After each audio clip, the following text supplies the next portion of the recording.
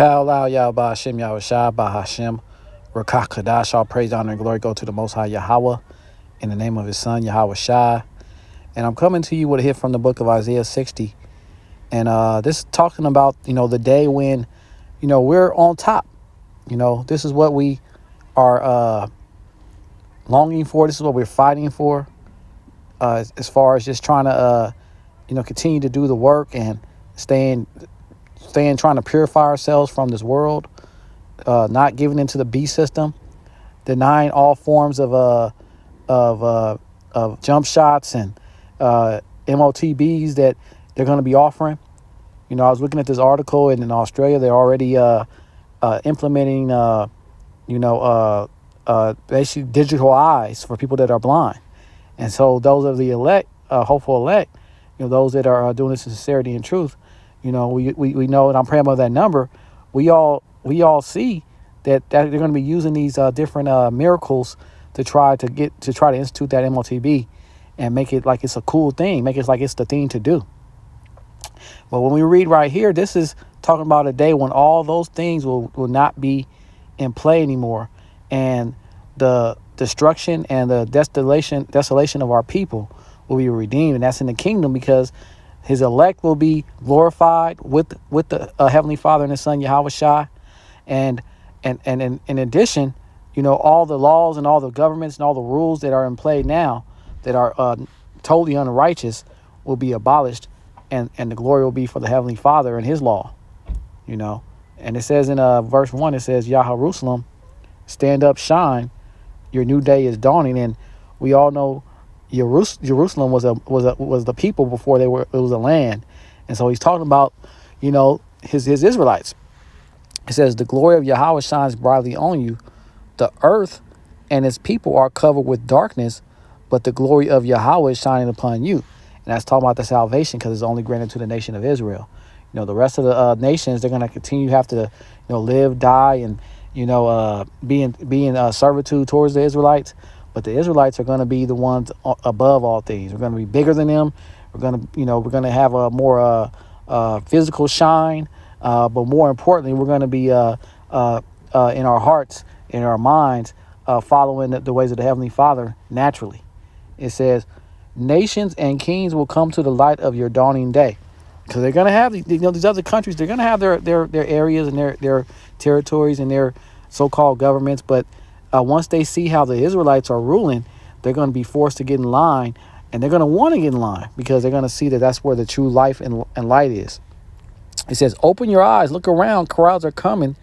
Your sons are on their way from distant lands. Your daughters are being carried like little children.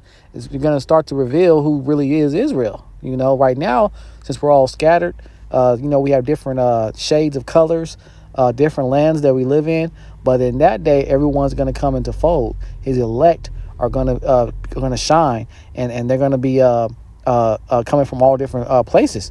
They're going to be delivered from all different places. It says, when you see this, your faces will glow, your hearts will pound and swell with pride. Treasures from across the sea and the wealth of nations will be brought to you. So just as the so-called white man is taking everyone's riches in their land from their land, it says here that they're going to willingly be giving it to the Israelites, because they're going to know that this is a righteous government. It says, your country will be covered with caravans of young camels from Midian and Ephah. And if you read about Midian and Ephah, that's coming from the Arab nations. Ishmael was granted to be a great nation, just not salvation. So all of Abraham's children will experience their own territory, but everybody's going to pay tributary towards the Israelites. It says the people of Sheba and bring gold and spices in praise of me, Yahweh. Every Sheba Kedar, and Kedar goes back to I was saying before that Midian and Ephah was from Ishmael. Is actually from his sons he had from Keturah. So I do apologize about that. Shalaki for that. But when it talks about Kedar, those are the sons of Ishmael. Will come to you rams for Nabioth, and that's another son of Ishmael, will be yours as well. I will accept them as offerings and bring honor to my temple. all those different nations are known as the Arabians, and if you know about the Arabians, they've been against our people as well from the beginning, because Ishmael was totally against Isaac, because Isaac had the blessing.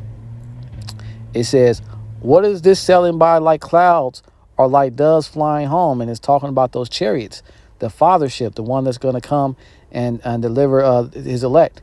It says, and this is the last verse. It says, "On those distant islands, your people are waiting for me, Yahweh. Seagoing ships lead the way to bring them home with their silver and gold. I, the holy Yahweh Ba'ashem Yahawashi, the eternal power of Yasharallah Israel, do this to honor your people, so they will honor me." So in that time, he's going to finally lift up his nation to where they're not going to be brought down anymore. He's going to totally forgive all of our trespasses that we had, that we committed against him. And it's just going to be mercy and grace for the nation of Israel. Starting first with his elect men that he's chosen since the beginning of time to help build this earth with Yahawashi, and then on to the believers of the 1/3, then on down to the 2/3 after they get have to go through the fire. They're going to be born into the kingdom. So it looks good for Israel. Why do we have all these scoffers and mockers, knowing they're Israelites, but just hating what the scriptures say? Well, it tells you, Yahushua tells you, that they hate him. They've hated him, and they're the sons of the devil, and they're doing his bidding, and Yahushua has his elect. Yet at that time when everything gets all rectified and he brings all Israel back, even the 2/3 will be saved. So, what side do you want to be on? In the end, you're going to have to lay down anyway, and get on Yahweh's side. Why not experience it in glory and honor, not putting your head down as one of the lowest in the kingdom, because you didn't believe, you didn't understand.